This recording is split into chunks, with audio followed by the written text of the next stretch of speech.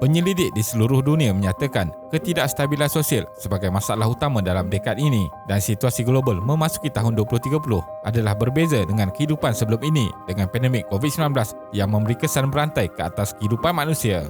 Amerika Syarikat akan terus mempunyai kelebihan dalam kekuatan ketenteraan, akan tetapi China akan mampu menyaingi Amerika Syarikat dari segi ekonomi menjelang 2030. Rusia pula akan mempertahankan dan membangunkan lagi ketenteraan dan ekonomi Eropah akan terus berkembang.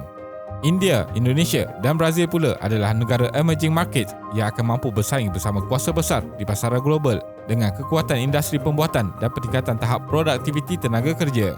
Jadi, dalam video kali ini, kita akan melihat negara yang mempunyai kuasa ekonomi terbesar dunia selepas ini. Teruskan menonton. Trend global menuju 2030. Kuasa dunia atau superpower adalah bermaksud kemampuan sesebuah negara mendominasi dari pelbagai segi dan menggunakan kuasa di peringkat global yang dahulunya sinonim untuk menggambarkan kemampuan Amerika Syarikat, Kesatuan Soviet atau Empire British yang meluaskan pengaruh dan kuasa di segenap pelosok dunia. Ia dilakukan dengan menggabungkan keupayaan teknologi, ekonomi, ketenteraan, hubungan diplomatik antarabangsa dan juga pengaruh soft power bagi mengukuhkan kedudukan mereka. Menjelang 2030, majoriti populasi global iaitu sejumlah 5.3 bilion manusia adalah dari kelas pertengahan, meningkat dari 3.2 bilion ketika ini. Minyak mentah akan terus mendapat permintaan kerana tenaga hijau masih belum dapat mencukupkan keperluan global, terutamanya di negara-negara perindustrian seperti China dan India. Amerika Syarikat. Situasi global sudah berubah ketika ini daripada memerangi kumpulan pengganas antarabangsa kepada perlumbaan menjadi negara kuasa besar dengan China sebagai pesaing utama bagi Amerika Syarikat. Kedua-dua negara Amerika Syarikat dan China sedang bersaing dalam ekonomi dan ketenteraan. Walaupun begitu, Amerika Syarikat dan sekutu terpaksa mendominasi serta telah menambah bajet ketenteraan di mana mereka menyedari kemampuan teknologi China akan mengugat pengaruh Amerika Syarikat.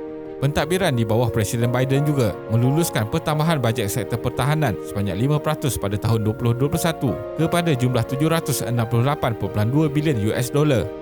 Ini termasuk tambahan sebanyak 2.1 bilion US dollar bagi dana berjumlah 7.1 bilion US dollar untuk Pacific Deterrence Initiative bagi mengekang kemarahan China di rantau Asia Pasifik seperti membantu pertahanan Taiwan. Dari sudut politik, pengaruh Amerika Syarikat semakin tergugat dengan kebangkitan China.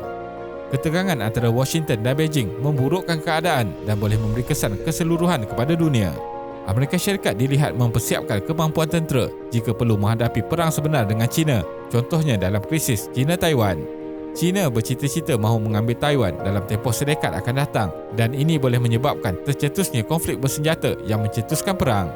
Di sebalik krisis peperangan Rusia dan Ukraine, walaupun Amerika Syarikat sebagai negara paling berkuasa dalam pertubuhan Perjanjian Atlantik Utara (NATO), negara ini terpaksa berundur ke belakang buat masa ini dan ini sedikit sebanyak menjejaskan pengaruh Amerika Syarikat sebagai kuasa besar dunia dalam abad ini. China. Pertumbuhan ekonomi China akan bergantung banyak kepada pelaburan kerajaan, perkembangan teknologi terkini dan peningkatan perbelanjaan isi rumah sehingga mampu menjadi kuasa ekonomi terbesar mengalahkan Amerika Syarikat menjelang dekad akan datang. China kini bukan lagi hanya bergantung dalam sektor pembuatan dan bukan hanya dikenali sebagai factory to the world. Pada tahun 2024, KDNK China akan meningkat kepada 20.6 trilion US dollar, semakin menghampiri Amerika Syarikat yang dijangka bernilai 25.3 trilion US dollar.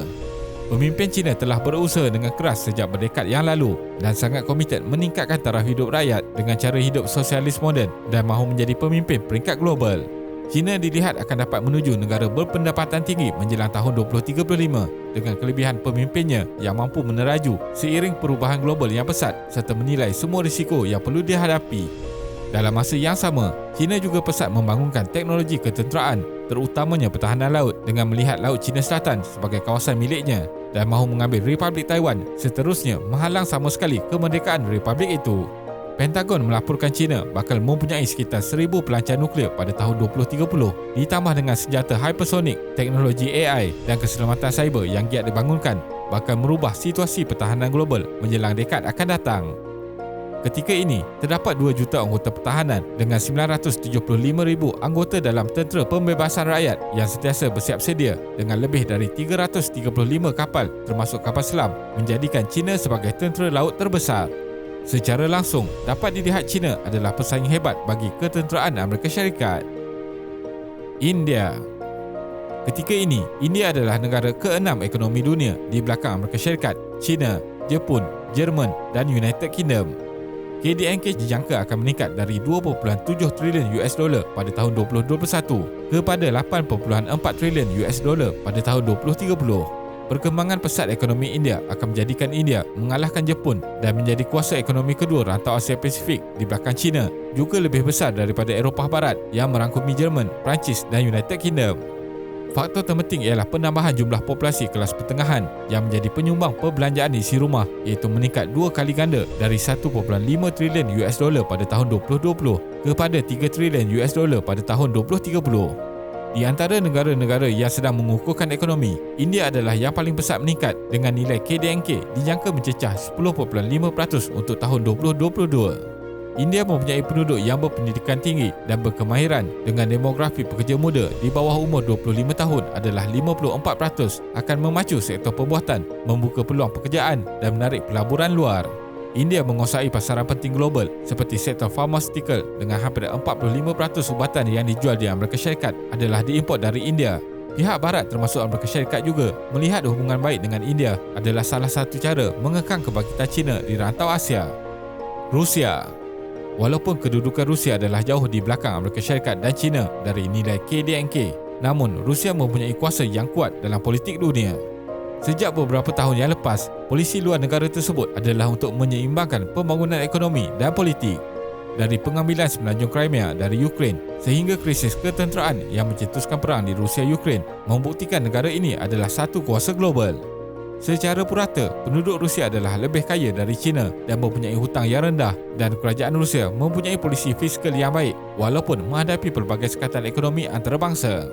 Pemimpin Vladimir Putin pula berjaya menyekat sebarang kritikan terhadap pentadbirannya di Kremlin dan penentangan politik terhadapnya. Oleh itu, dapat menumpukan untuk memperluaskan pengaruh Rusia di peringkat global. Amerika Syarikat dan NATO walaupun mempunyai kekuatan teknologi ketenteraan, namun tidak boleh memandang rendah akan kemampuan Rusia seperti dilihat dalam krisis di antara Rusia dan Ukraine ketika ini. Amerika Syarikat dan NATO sehingga hari ini hanya melihat dari belakang walaupun mereka inilah sering menonjolkan aset ketenteraan semasa ketegangan sedang berlaku. Rusia pula menjana ekonominya dengan penjualan senjata, iaitu kedua terbesar di belakang Amerika Syarikat dengan pembeli dari sekitar 45 buah negara seperti di Asia, Timur Tengah, Afrika dan Amerika Latin.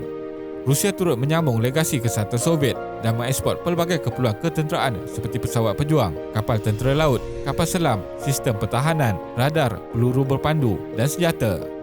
Rusia turut aktif memasarkan teknologi ketenteraan terkini dan terdapat banyak negara yang ketika ini mahu membeli pesawat tempur generasi kelima dinamakan Checkmate dibangunkan Rusia yang berharga 30 hingga 35 juta US dollar serta jauh lebih murah dari pesawat F-35 buatan Amerika Syarikat yang berharga 80 hingga 100 juta US dollar.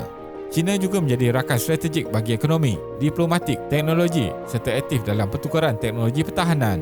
Ekonomi Rusia juga ketika ini berjaya pulih seperti keadaan sebelum pandemik dengan permintaan domestik yang meningkat, dan pada tahun 2022, pertumbuhan terhadap pasaran komoditi akan menyokong ekonomi yang stabil.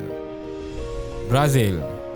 Dengan keluasan 8.5 juta kilometer persegi dan populasi yang semakin berkembang dengan jumlah populasi sekitar 212.5 juta pada tahun 2020, Brazil adalah negara kelima terbesar di belakang Rusia, Kanada, Amerika Syarikat dan China dengan bandar Sao Paulo penyumbang kepada 31% KDNK negara tersebut. Kedudukan ekonomi Brazil adalah di tangga ke-12 di belakang Rusia berdasarkan KDNK 2020 iaitu sebanyak 1.43 trilion US dollar, iaitu terbesar merangkumi 40% nilai bagi ekonomi Amerika Selatan. Negara yang luas ini mempunyai sumber alam yang sangat banyak dan antara pengeksport utama produk agriculture dan mineral. Sumber minyak mentah juga sangat mencukupi untuk negara ini, dan pada tahun 2019, Brazil adalah pengeksport minyak mentah yang ke-13 terbesar global dengan jumlah 24.3 bilion US dollar. China adalah pengimport utama minyak mentah Brazil iaitu sebanyak 58%, diikuti Amerika Syarikat sebanyak 6.9% dan India sebanyak 6.2%. Kebangkitan perindustrian di China sejak awal tahun 2000 menjadi pemangkin terhadap permintaan komoditi yang juga memberi kesan positif kepada ekspor Brazil di mana telah meningkat sebanyak 250%. Brazil dianggap sebagai negara yang berpotensi di masa hadapan dengan polisi kerajaan yang menggalakkan pelaburan asing bagi perindustrian dan mempunyai emisi pembebasan karbon minima dengan 83% penggunaan elektrik adalah dari tenaga hidro. Tidak seperti negara superpower lain yang mengutamakan pembangunan ketenteraan, Brazil akan menjadi negara kuat dengan pengaruh soft power dibantu kedudukan geostrategik dan polisi kerajaan yang mementingkan keamanan dan diplomasi untuk bersaing di peringkat global. Kerajaan Brazil lebih mementingkan perbelanjaan dibuat untuk menghapuskan kemiskinan rakyatnya dan meningkatkan populasi kelas pertengahan yang akan menjadi pemangkin pertumbuhan ekonomi. Kesimpulannya, generasi masa hadapan akan melihat tahun 2020-an sebagai dekad post-pandemik dan memasuki tahun 2030 akan datang perubahan global disertai faktor luar jangkaan dari segi sosial, politik, geopolitik, ekonomi, alam sekitar dan teknologi. Benua Asia juga akan mengubah dominasi dunia yang lama dipegang oleh Barat dengan mencapai 50% KDNK global menjelang 2040. Terima kasih kerana menonton dan jangan lupa subscribe. Jumpa lagi.